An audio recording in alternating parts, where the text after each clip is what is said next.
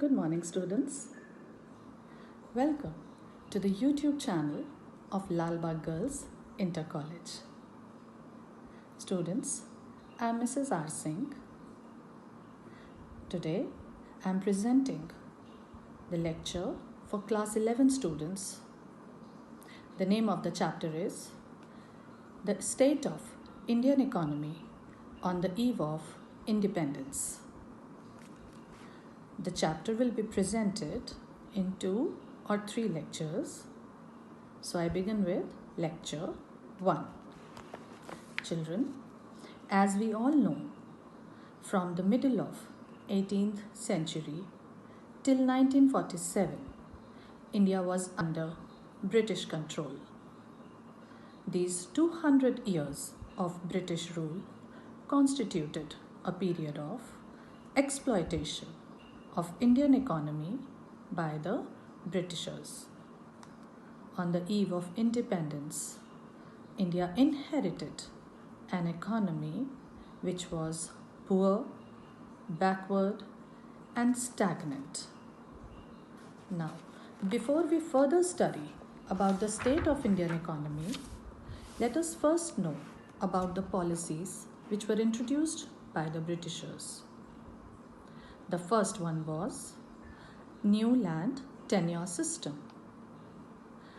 The British introduced this system of permanent land settlement in 1793. This system meant the termination of the earlier land system where the land belonged to the peasants. Under the new system, peasants lost their ownership rights over the land. The zamindars, who were the new landlords now, were now required to collect the revenue from the farmers and deposit with the government. For this, they started charging high rents from the farmers and exploited them.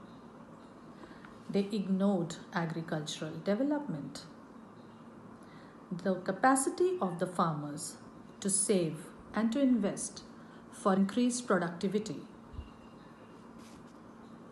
of land was considerably reduced because of this new policy. Now, the second one was commercialization of agriculture. The large increase in industrial output in Britain due to industrial revolution at that time in England required an increased supply of raw materials such as jute, cotton, sugarcane, groundnut, etc. To meet this requirement, British government commercialized Indian agriculture. There was more production of cash crops now at the cost of food crops.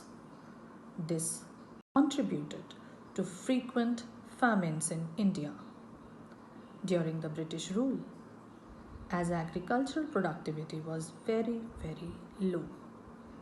The government made no efforts to develop agriculture. The British government did contribute in certain ways.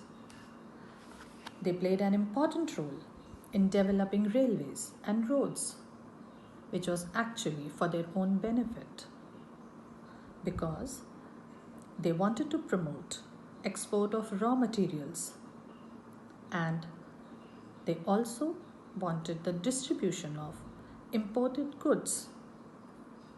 So for this they needed good transport system. Railways, roads and shipping, etc. were developed in the way that raw materials could be procured at cheaper rates from the remote corners of the country and exported to Britain. So they did contribute to Indian economy in certain ways, which was for their own benefit. The third one is industrial and commercial policies. Since Britain was going through industrial revolution, their objective was twofold. First, they wanted to develop India as a market for British manufactured goods. 2, they wanted to convert India into an agricultural country and making it a source of raw materials. For this, heavy import duty was imposed on the goods which were imported by Britain from India. This shut the British market to Indian manufacturers. Why was this done?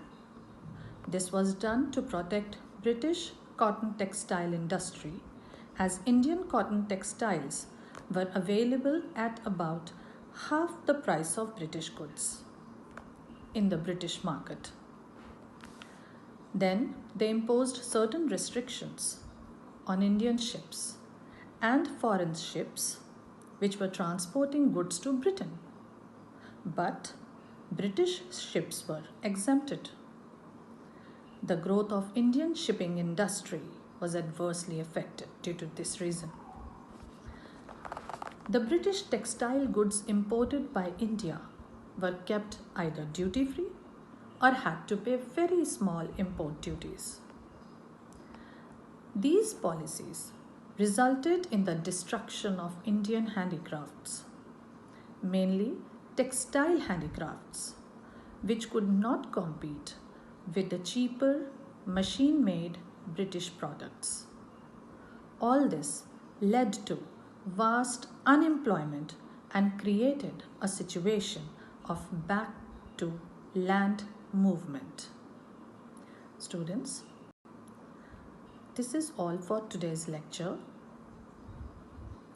In my second lecture, I will be now coming to the state of Indian economy, which was poor, backward and stagnant.